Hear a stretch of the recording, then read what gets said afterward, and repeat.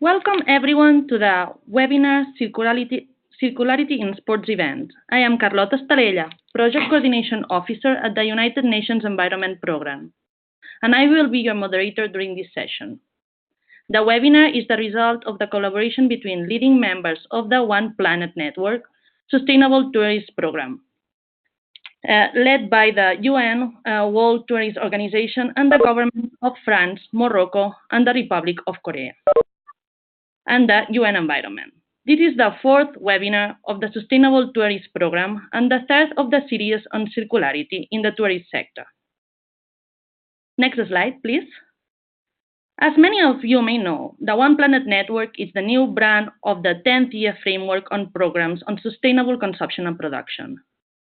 Sustainable Tourist Programme is a network of over 150 actors from all over the world working together to enhance international cooperation to accelerate the shift towards a sustainable consumption and production in both developed and developing countries within the tourist sector. Sustainable Tourist Programme offers opportunities to aggregate the efforts of members to advance the Agenda 2030, notably the Sustainable Development Goal 12 on responsible consumption and production. The program offers possibilities for members to participate in public fora, discussions and debates, and gain international visibility. Moreover, we foster synergies across members for the implementation of future activities. Lastly, the program offers possibilities for members to exchange knowledge, to learn from other partners in the program, share experiences, lessons learned, best practices, and tools. The webinar series very well fits this objective. Before we start, we would like to recall a few tips for a smooth session. All attendees are on listen-only mode. Please make sure you are muted all along of the sessions and your web cameras are switched off to ensure good quality of the sound of speakers. Attendees can send questions to the panelists anytime throughout the webinar by posting them in the chat box of the control panel. When typing a question, please indicate to which panelist it is addressed. At the end of the webinar, during the Q&A sessions, I'll be reading out of some of the questions, and the panelists will share their replies. Please make sure you send your questions to everybody within the chat so that I can read them as well. This session is being recorded. The YouTube link with the recording of the session will be published tomorrow on the UN World Tourist Organization website, so as on the One Planet Network website. Please do not hesitate to share the recording of the webinar with your colleagues and networks. Next slide, please. Now, let us quickly recap on the objectives of the webinar. This year, the cycle of webinars aims at showcasing how circular economy solutions in the tourism sector can accelerate the shift to sustainable consumption and production and the implementation of the SDG 12. Integrating circularity in the tourism value chain has the potential to accelerate the pace to change given its connections with other economic sectors and high exposure to consumers, and triggering impacts that go well beyond the sector. Sports events attract a large number of tourists and enhance the positioning of destinations within domestic and international markets, while offering opportunities to minimize seasonality. Mega sports events may also speed up the construction of social and economic infrastructures, leaving the positive legacy to the host destinations and contributing to its development. Such events also have the potential to catalyze due to their capacity of reasoning and population, and more specifically, young awareness raising key to ensure effective integration of sustainable consumption patterns in our economy. So the objectives of the webinar are to learn about existing circular solutions applied already in larger sports events, discuss the integration of circularity in sports events, including legacy aspects of host destinations and sports communities, and more broadly, awareness raising among the general public. Finally, explore how large sport events may become incubators of innovative circular solutions. Next slide, please. We will now move on the first presentation of today's webinar. Catherine Adams, Principal Consultant at BRE Group, an international expert on circularity in buildings and construction. Catherine, kindly accepted to present a case study on circular buildings and construction in the context of the London Olympic Games. Catherine, you have 15 minutes for your presentation. The floor is yours. Thank you. Can you hear me okay? Yes? Right, so I'm just going to spend the next 10 minutes or so talking about some of the experiences we had in the London 2012 Olympics. Hopefully you all still remember that. It wasn't too long ago. Next slide. So the 2012 Olympics, they really started quite a long time before that in terms of the planning and construction. I think the bid was around 2004, and this slide just highlights some of the things that were undertaken. So the main reason to have the Olympics in London was indeed to catalyze regeneration, and it was in a site in East London by Hackney and Stratford, quite a large site, 2.5 kilometres square in area, which had been used for industry, and it was very contaminated. Of the actual Olympics themselves, only 5 permanent venues were constructed, so circularity was built in from the start, that thinking. And these buildings which were constructed, the other buildings that were constructed, such as the Athletes' Village and the broadcast centres, were all converted to different use. Importantly, during the design and construction of the Games, there was consideration of the post-Games legacy, and this really was drove the project forward and was integral both to the bid and to the project. It's called the Queen Elizabeth Olympic Park, and the London Legacy Development Corporation was set up, and that's given responsibility to manage the park and the regeneration going forward. Here's a fact for you. It created the largest new urban parkland in Europe for 150 years. Next slide. So, anyone who's hosting an Olympics Games knows that it's a truly global event. I thought I would just put this slide up so it just gives you an idea of really the numbers involved. 100,000 contractors were involved in building the stadium and the related infrastructure, 4,000 trees planted, over 5 million visitors, needing 50,000 hotel rooms. So obviously they are a real mega event. Next slide.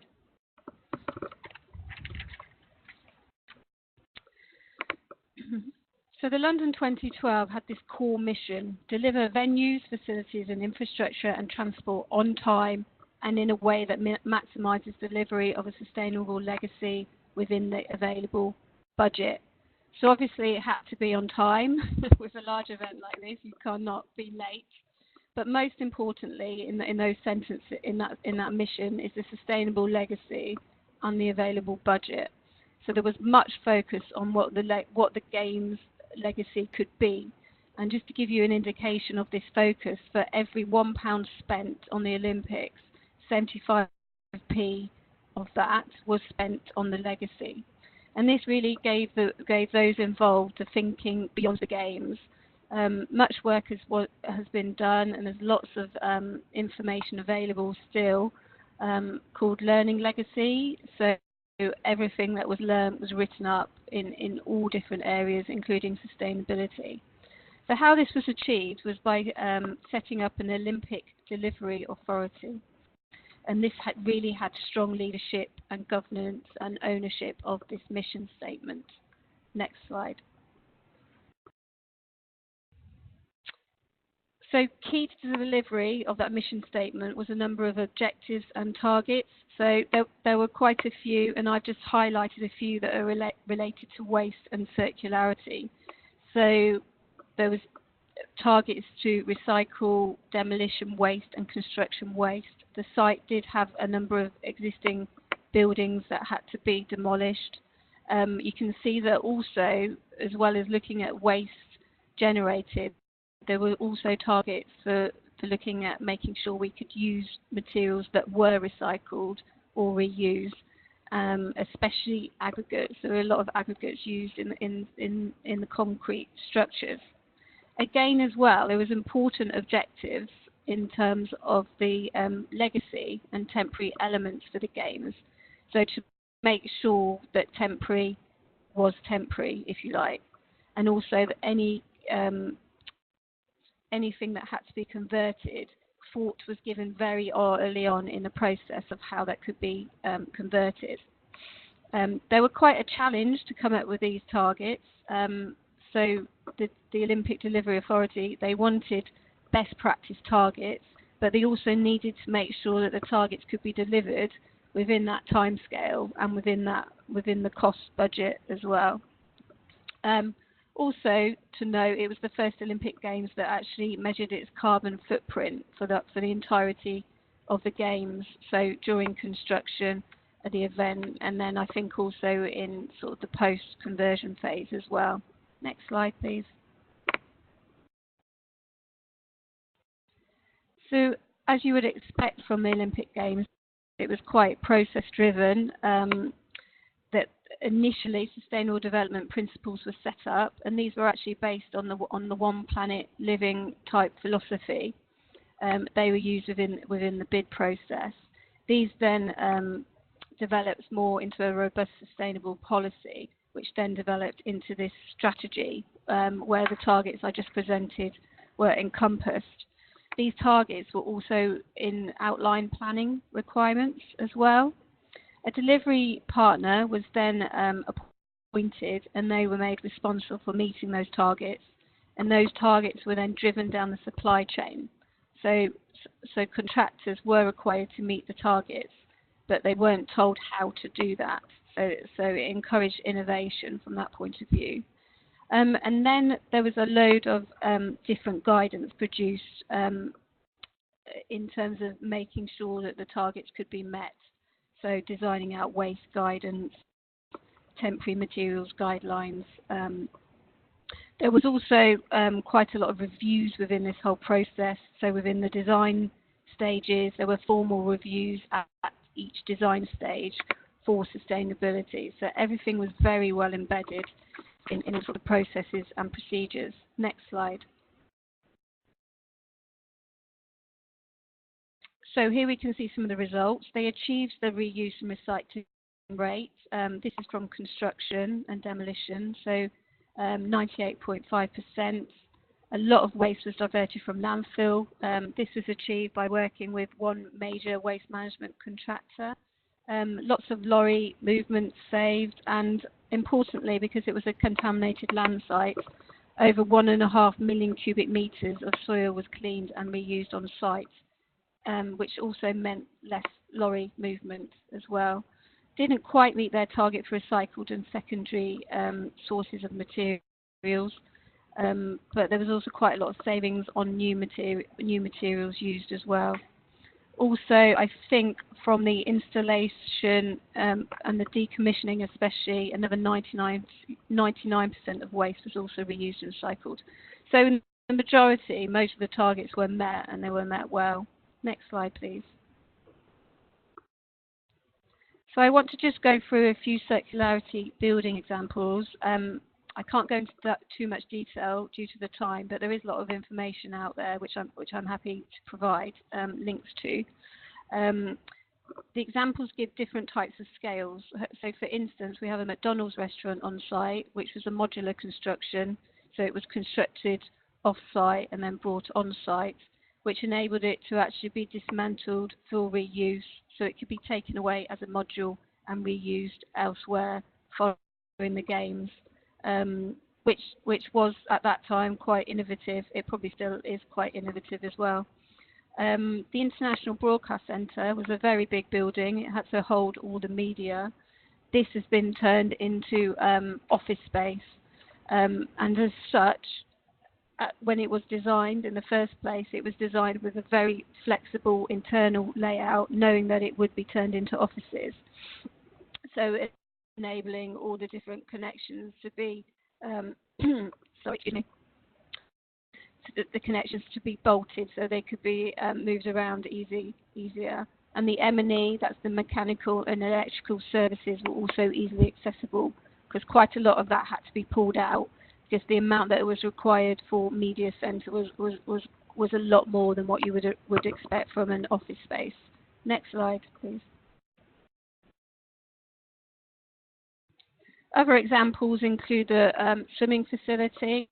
So this had to be quite large during the games. 17,500 spectators it had to hold, but that facility wasn't needed at that capacity after use. So that was reduced, and quite an innovative design in terms of having 2 bolted steel wings on it, which held the extra seating, which could quite easily be dismantled. The basketball arena, this was a temporary structure, and that was actually commissioned on a take-back basis. So the contractor provided that, and then he had to take that back after the games and dismantle it. So that obviously made them think about how would they do that. So that was very much in the design thinking of the contractor in the first place. And then there's lots more different examples at different scales. So after the games, there was a lot of activity on how different items could be reused. So an example here is the seats from the basketball arena, but a lot of the floor coverings and even sort of sand from the horse arena got reused. Next slide, please. So I just wanted to go through some quick lessons learned. I think the Olympics was quite good at this. Throughout their learning legacy, they always said what we could have done better or what we would have done differently. So in terms of the buildings, it's always important, if you can, design with the next use in mind. So an example of this where it didn't really happen is that the Olympic Stadium, they didn't really know what the use for the Olympic Stadium would be afterwards. It is now a football stadium, but it has been very expensive converting an athletic stadium to a football stadium. So the thinking should have been, if we had known it was a football stadium in the after the games, we would have designed it as such and then retrofit it for the Olympics. So thinking the other way around, if you like. Smaller, more flexible venues and facilities are certainly easier to repurpose. So yeah, just smaller makes it easier just in terms of the components involved, and also allowing the space to be used by other parties as well. They looked at trying to dismantle, transport and rebuild a facility for the Rio. I can't quite remember which one. It didn't work out, largely because the cost of that was too prohibitive, and it was cheaper to build from new in Rio. Temporary buildings need to be temporary. That sounds quite straightforward, but it's looking at the components that are within the building as well, and the products. You need to think that everything is temporary within that. So how can I get that out, and how can it be reused? So that's important thinking there. And also just where the location is. I know this can't always be, it's not always easy to alter, but in the heart of a big city like London, it was certainly easier to create these spaces which businesses and others wanted. Next slide, please. There's also some lessons learned on the waste side. So during the demolition phase, pre-demolition audits could have been more extensive. So these are audits where you go and look at what's already available within the buildings that are on site that are to be demolished in terms of the materials. And this then affected the levels of reuse, really. So a lot of waste was diverted from landfill, but it was mainly recycled rather than reused, which is where we're trying to get to with circular economy and achieve that higher value for materials. And an issue there as well related to that is that there was a combined target of reuse and recycling. They should have really had a separate target for reuse and recycling, because recycling kind of took over. And then also some of the markets need to be established more to incentivize the construction industry to expend more resources on waste strategies. So some of the markets aren't there for materials at a high value, so that can make it quite difficult. Next slide, please. So what's the legacy? So this is the legacy of the park as it is now. It really has made a difference to that area of London. There's over 16 million visits to the park. It's created a wealth of new habitat and environment. Also, as well, it's also engaged in the cultural aspects in terms of artwork within the park. All 8 permanent venues have a secure legacy. More than 5,000 people have worked on the transformation. And most importantly, I guess from an economic point of view, it's created jobs, 40,000 jobs and homes, and it's really created a new community for people. Next slide. And this just shows the strategy for the London Legacy Development Corporation. So this was the organisation that was tasked with making sure that the Olympics did have that legacy. And it's just quite interesting just to see what aspects they focused on. So they wanted it somewhere that people wanted to live, where they could work, visit, but also be inspired as well through different cultural activities. They also gave grants out to learn about more sustainable living, and then also make sure this is all delivered in a cost-effective manner. That's it for me, so thank you. Thank you. Thank you very much, Catherine. We look forward to the Q&A session. As a reminder to all the attendees, please note that you can send the questions to Catherine from now through the chat box. She will be answering them at the end of the webinar during the Q&A session. So now it's time to introduce our second presenter, Julia Pallet, Senior Sustainability Consultant at Formula E Holdings. Julia will introduce to us the circular and more broadly sustainable practices that are currently being implemented during the Formula E competitions. Julia, you have 15 minutes for your presentation. The floor is yours.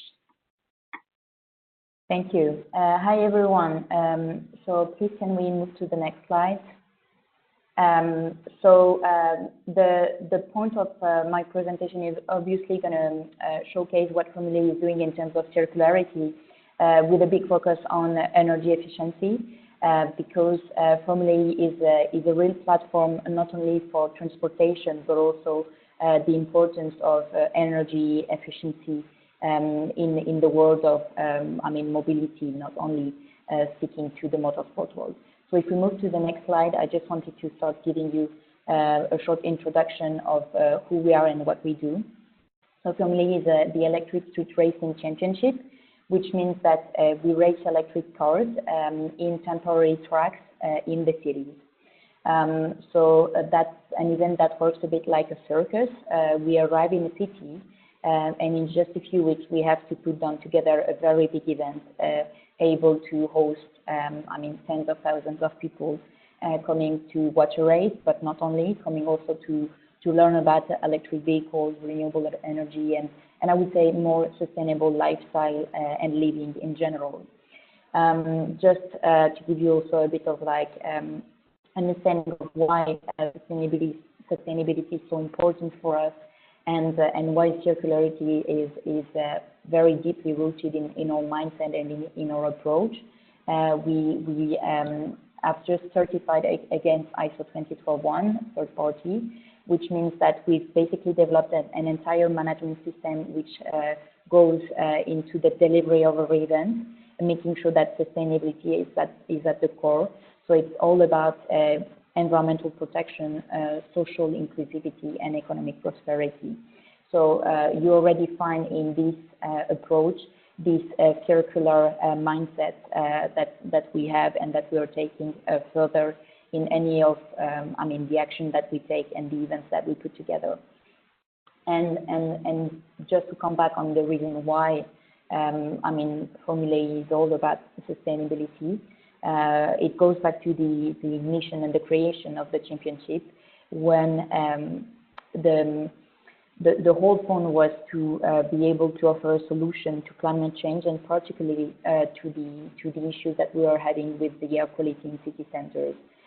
This is why it's extremely important for us to push the electric vehicle adoption, because that's clearly what we can help globally in terms of pushing the technology and changing the perception of the people, to show that it's a tangible solution that you and me as individuals can adopt to improve the health of the people around us, and also to have a positive impact on the environment. So if we move to the next slide, please. I wanted to start with the mindset, and I've used these like 3 graphs to basically show that all the approach that we have with the championship is consistent with this circular mindset. So the first one that I took, that everyone is probably very aware of, is this, 3 aspects of sustainability when you take into consideration environmental, social, and economic factors.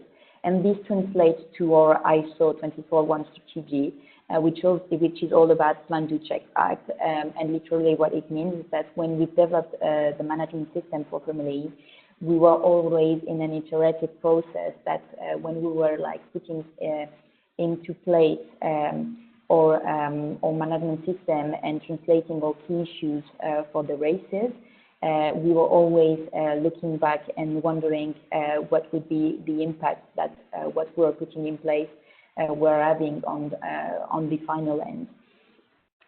Just to give you a bit more context again, so for ISO, the key issues that we turned into objectives that we identified within our ecosystem were the importance of community engagement and legacy, the engagement with our supply chain on sustainability, and then the overall emissions monitoring and reporting, not only on the environmental side, but also on the social side. And that goes back to the last graph, which is the life cycle assessment, because literally since the very beginning, the very first season of the championship, we've done life cycle assessment to understand really where were our impacts, and to be able to scientifically know where to start tackling. Basically tackling the main impactful areas of the championship. So this life cycle thinking has been, I would say, with us since the very beginning. And when you look at the results of the life cycle assessment we've done since season 1, and now we are about to start season 5, so we already had 4 reports. You see that it's always very consistent. Freight is the main contributor of the footprint of the championship, and then you go to business travel and spectator travel, and then meals and drinks. So obviously that's where we have started to take action. And so if we take the example of the freight that we have designed for the championship, because again, keeping in mind that the championship is a circuit, we take a circular approach around the globe, where we start with a region by region approach. We do first our races in Asia, then we go to Africa, then we go to South America, then we go to Europe, and then we go to North America. This is to help optimize the logistics and use the most, I would say, sustainable options in terms of transportation, because obviously the point is to avoid as much as possible air freight. If we go to the business travels, then obviously the first steps that we took was to make sure that we were able to have some communications tools that were trying to help people not to necessarily move around the globe. So that's very simple, very concrete conferencing system, video conferencing system. When it goes to the impact of the meals and drinks and also the traveling, the spectators. Our event is an event that is done in city center, meaning that we are only promoting and advertising sustainability, shared transport modes for spectators. So you would not be able to come to our event with your car and park. This is not an option that we are able to provide. Hence, the fact that people take the bus, or people take the tube, or simply people walk to the event is something that has a huge impact and that is able to really, keep down the, I would say the contribution to the overall footprint of the event. Going back to the meals and drinks, we've done a lot of work with our catering suppliers. And again, supply chain is always very, very important, because you can only win if you involve them and you make them understand why you're doing it. So we've been very clear on the fact that we had a few key criteria that needed to be respected. So the fact that we wanted the food to always be local, seasonal, always promote healthy lifestyles, so always being like proposing very fresh and healthy options, including vegetables and fruits, but also trying to reduce as much as possible the meat-based diet. It's not easy, because in some of the cultures that we go and race in, I'm taking the example of Latin America, which is very famous for their delicious beef.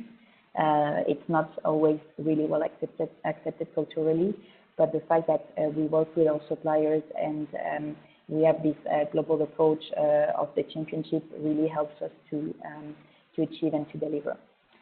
So if we move to the next slide, I wanted to give a highlight onto, three iconic programs that we've taken. So I've already mentioned the life cycle assessment of the cars and the batteries, and this is definitely something that has helped us since the very beginning of building the strategy to understand where our impacts from, let's say, cradle to grave, and considering every aspect of what we do with this circular approach, understanding that when we change something, it might be even more impactful than keeping it the way it is.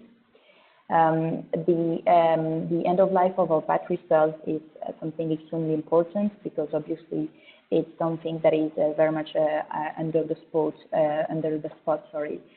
when you raise electric vehicles, and when you talk about electric vehicles in general in the transport sector. So basically, we are in this season changing completely the batteries and the cars, and we are launching a life cycle assessment to assess from the manufacturing of the cars, different car components and the batteries, to understand the impact that lies into these two key and core elements of the championship, and to understand also how we can make sure that then we will again taking the same good practices and lessons learned from the life cycle assessment of the championship as a whole, trying to tap into the best areas and the most impactful areas to reduce the footprint and to make sure that sustainability is preserved, because obviously when you talk about the manufacturing of a car and the battery especially, there are the environmental aspects, but also the social aspects are very important, because some of the minerals that are used could impact working in countries where laws and regulations may differ. And then a more classic example when you talk about circularity, which is still always very much a challenge, is waste reduction. We've started internally a waste working group, a waste reduction working group, and that's very important because it's not only about waste management and waste recycling. Waste reusing is extremely important. That's the first step that should be taken when possible. And we've identified the most impactful department, let's say, understanding that brand was probably one of the most important contributors to waste when we do an event. So we worked with a supplier for him to be able to offer more sustainable options. So very simply and very basically, plastics that could be recyclable, or switching plastic for fabrics when it's the time to brand a bridge, or when we have to do trackside signage on our races. And at the same time, we've identified innovative companies that are able to basically take all the branding from the races and that turn them into, I mean, they have a design unit in their businesses, and they're able to turn into either accessories that we can then, I mean, offer to the fans on site the next year when we come back to the race venue, or that we use, I mean, for the events to be improved as a whole. So I'm taking an example of the New York E-Prix, where we normally race there in July, and the temperatures are really, really high in New York at that point in July.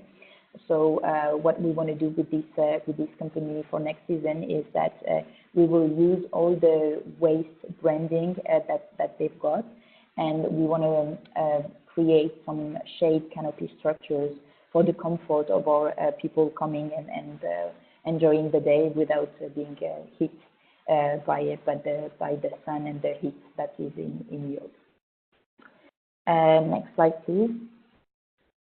That's just to give you a sort of like a very quick overview. I'll be very happy to answer your questions at the end of this session, and also feel free to write down my email address. I'll be happy to receive and further discuss all this over email. Thank you. Thank you so much, Julia, for this interesting presentation and for sharing your email also. As she said, please share your questions on the chat box of the WebEx. She will be answering your questions in later during the Q&A session. So last but not least, we have the opportunity to talk to Joan Noguer, co-founder and managing director of Yunus Sport Hub. Joan is an international expert in sustainable procurement, and his organizations aim at solving human problems by using the power of sports and social business. Again, Joan, you have 15 minutes for your presentation, and the floor is yours. Perfect. Thank you very much. So thank you to my colleague that did both an inspiring and technical explanation about circularity. I will want to open to talk about circularity and open also new horizon on the social aspect next. Next slide. So when we both talk about circularity and social business, one main question is the why. The purpose, of course. So when if you are seeing this picture and you're asking why did I put these old women, you're completely right. There is no reason, but you can continue this webinar because you ask yourself the why, which is the important thing. Next slide. So this is one definition that I very like about circularity. Cycling material in the technosphere needs to be part of the design, since it is not something that happens without intervention. So the intervention is what defines circularity. And to make an intervention, of course, next slide, we need to ask ourselves, what is the why? Why are we building a stadium? If the people who have built this stadium would have asked themselves, why are we building this stadium? We are pretty sure that this stadium wouldn't have finished in this state. So this is a stadium from Athens. There are many other examples in Rio as well, and in other organizing cities. But the why here is really an important part of the circularity and let's say the process behind making sure that stadiums don't end up in this situation. Next slide.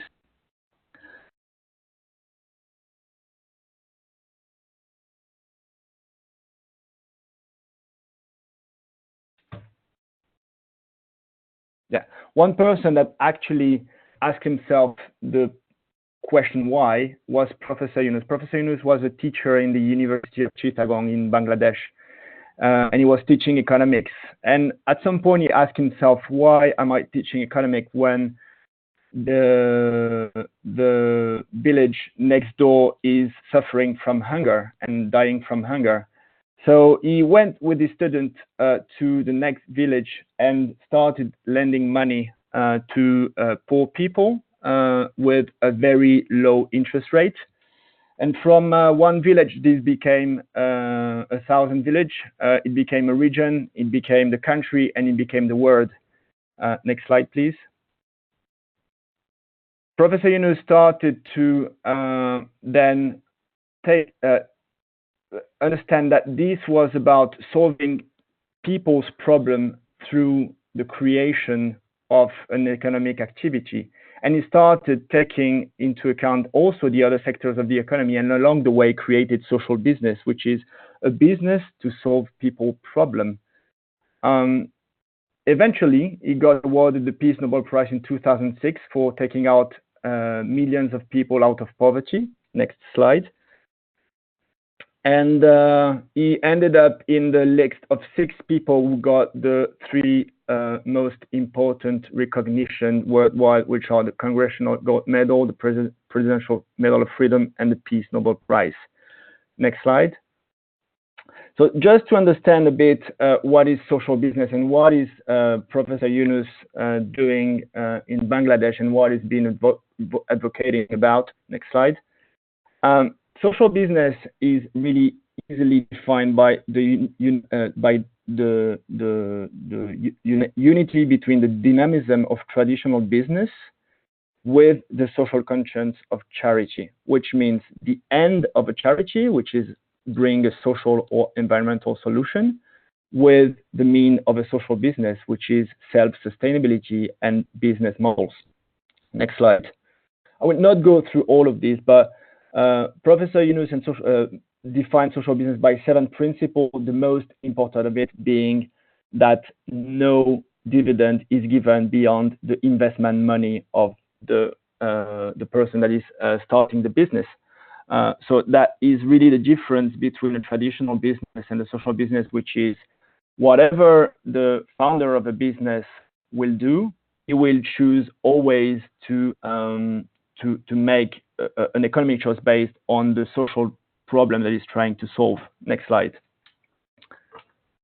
So just to understand what is the difference between social business and social entrepreneurship. Social entrepreneurship is the umbrella term, and social business is the part of social entrepreneurship where no dividend is given. Next slide.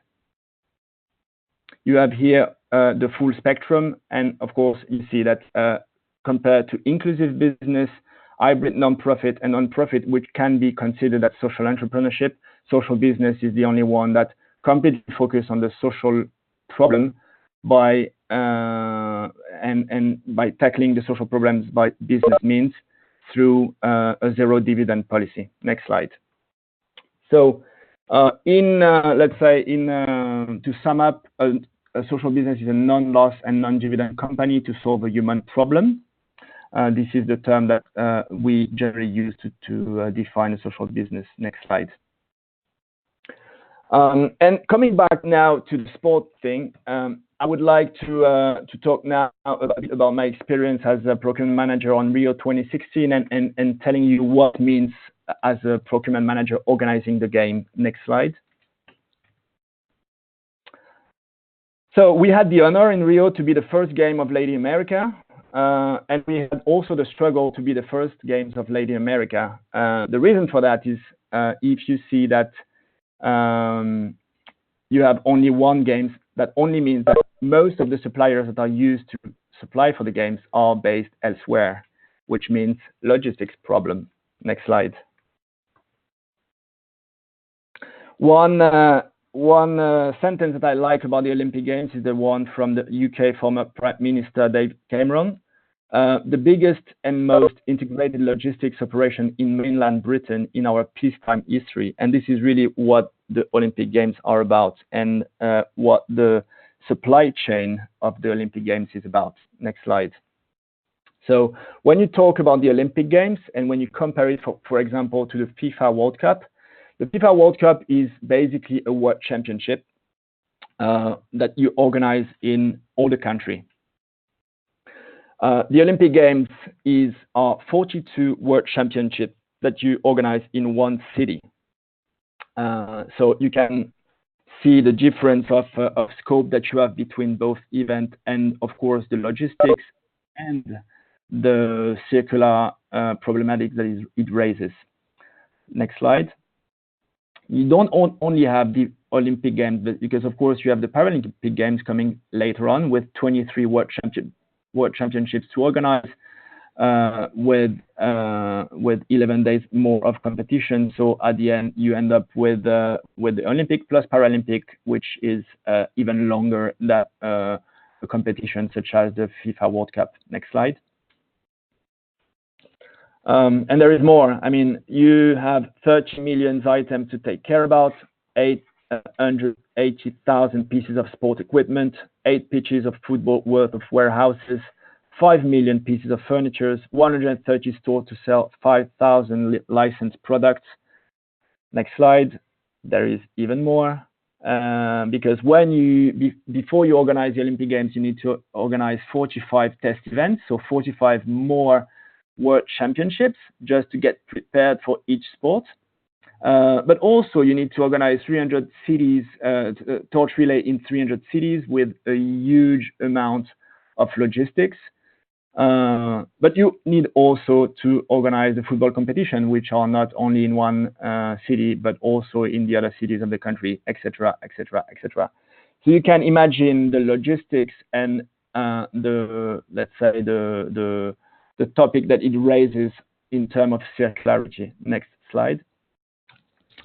So I will not get into the detail of how to set up a sustainable and circular supply chain, because we will talk here more about expanding the horizon on the social aspect, but this is something that would definitely be worth one full hour of webinar.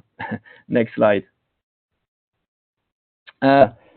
Somehow you can ask yourself, like, what is the link?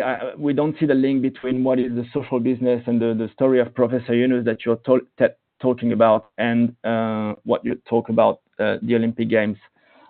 Next slide. What I think is really important here is to consider the why once again. Next slide, sorry. And I like to quote Professor Yunus on this question. Professor Yunus used to say, not only social business and the Olympic Games are compatible, but social business is indispensable in translating the power of games into concrete, positive social and environmental outcome. So, can you hear me well? Okay. So next slide. So when we started thinking about the purpose of the Paris 2024 Games, with which we are discussing with Professor Yunus and the Paris 2024 team, we asked ourselves, what is the purpose of the game beyond the concrete organization of the games? So the games have the power to create local jobs, to foster social inclusion, to fight against discrimination, to benefit to the small and medium enterprises and to social businesses in many fields, including the circular economy field. And of course, implement circular economy. Next slide. So we, of course, had to set ourselves some aims. And the one that got approved were the minimum of 10% of hours through social integration contracts, the minimum of 25% of contracting volume to SMEs and social businesses, and 250,000 long-term jobs created, in particular in the underprivileged areas around Paris. Next slide. So with these aims, we understood that the Olympic Games are a big power, of course. You have 7 billion euros in your hand to organize the game. And let's say that the guiding principle behind all of what we are doing is how can we get as much as this 7 billion as possible to the companies and the social businesses that are actually creating some impact while delivering the exact same product. I explained myself. If we have to contract catering, why don't we contract a company that does catering, but does catering with refugees or unemployed moms or people in underprivileged areas? So all the methods behind what we're doing is about this. So we're basically having a method in 5 steps. The first one being to be a hub of information and watch for the social business sector. So, when you are in a big group, you have an information and watch department that will go to events, look on the bid platforms and everything, but the social business sector doesn't have that. So this will be what we will be doing for the social business sector. On the other hand, we'll provide the best innovation and the best ideas of the social business sector to Paris 2024 and to the events organizers. So here, for example, the question will be about meeting gathering the right people and making them brainstorm to submit a document to Paris 2024. Once we would have identified these good ideas, we'll need to accompany this great potential, like the 5 companies that have really the potential to become suppliers of the games, and actually make them go from 50 people to 200 people to be able to have shoulders that are hard enough to hold an Olympic bid. On the 4th step, we'll of course need to measure the impact of what we're doing, and finally promote the good, the success cases internationally, and make the benchmark of other events, prior events such as London, Rio, Tokyo, to make sure that we are making the right decision. Next slide. So I would like to give you a bit more of a new horizon on this circularity topic. Next slide.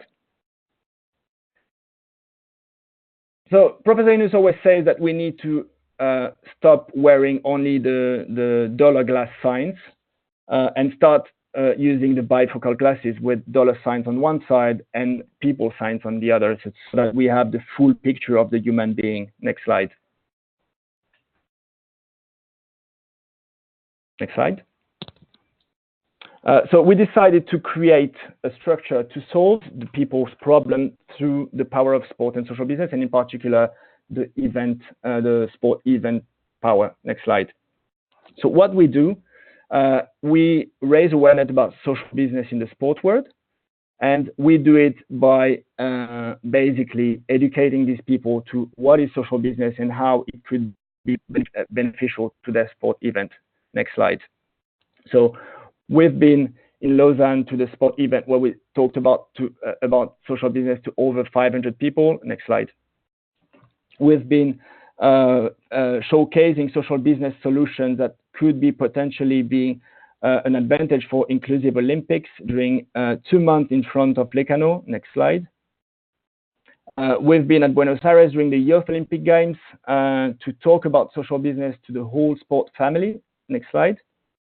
And the second mission would be to help, once they know about social business, how can they implement social business? And this is where we have very great announcement lately. Next slide. In Buenos Aires, we announced with the International Olympic Committee the creation of an agreement to solve people's problems through the values of Olympism and social business. Next slide. That means that basically we will be solving people's problem with the IOC, such as athletes and employment. Next slide. Or even the power of sport event. Next slide. We have the third mission to support social business in link with sport. and I can wrap it now because I am out of time. So thank you very much. And if you have any question about social business in link with sport, please do not hesitate to ask a question. Thank you. Thank you so much, Joan. Very interesting presentation. I think that your email is shared in the presentation. Sorry, we have to move on to the questions and answer sessions. Catherine, there's one question for you from Sarah Wilkins. Sarah, thank you for submitting. She's asking, who do you think is the leading waste to fuel in the sports world? Is there associations or organizations that are good examples of this?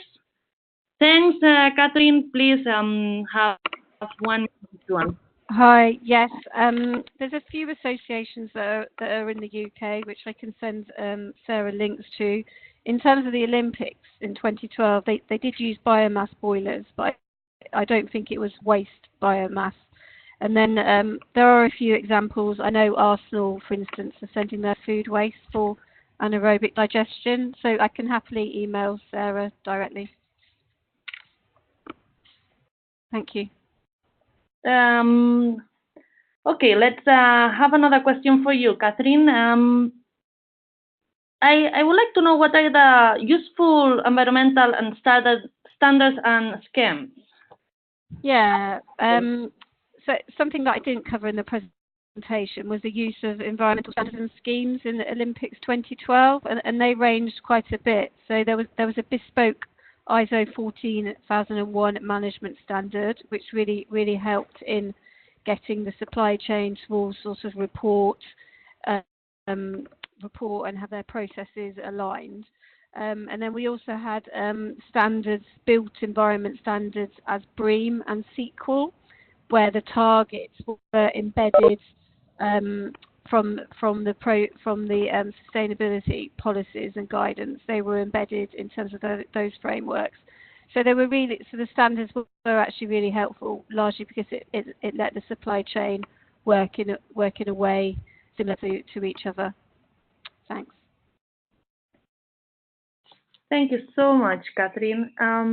So the next question is for Julia. Can you explain us a bit more on how the sector of motorsports can be aligned to the circularity mindset? Thanks. Yes, well, I mean, obviously, motorsport relates to the transport industry, and when you take the transport industry and translate that into a city environment, you get in the full scope of what smart cities is, because mobility is a very big component of smart cities. Hence, the circularity approach is very important, because how do you think about the impact in the city in order to protect the environment, in order to bring, social balance and social justice. So basically, what we're doing here at Formula E is trying to push the technology around electric vehicles and trying to help people change their perceptions on how mobility can be, because literally what we're trying to achieve is not to pass the message that tomorrow's mobility, everyone will be owning their own electric vehicles, but it's a full change in the approach where tomorrow's mobility is going to be car sharing systems. They will be electric, they will be powered by renewables, they will be all connected, and probably they will be driverless. So that's a complete different approach that all trickles down to this circular economy in the cities. Thank you. Thank you so much, Julia.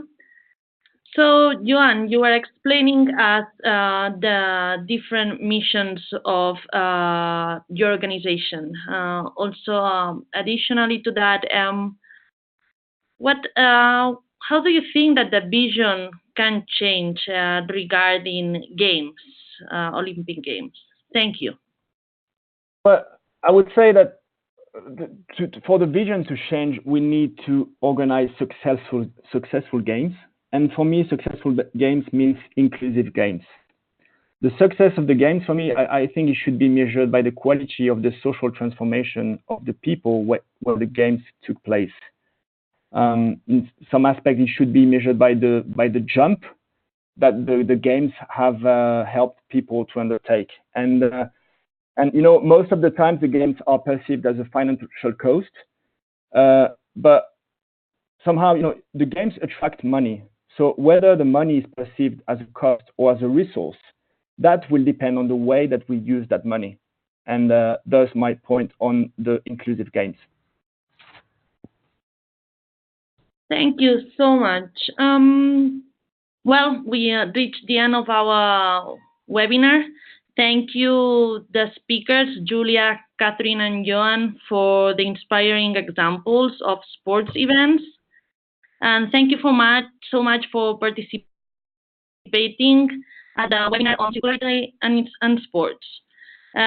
We hope you learned today and that you will join us in December for the last webinar of the year on tourism and circularity. Thank you so much. Have a lovely day.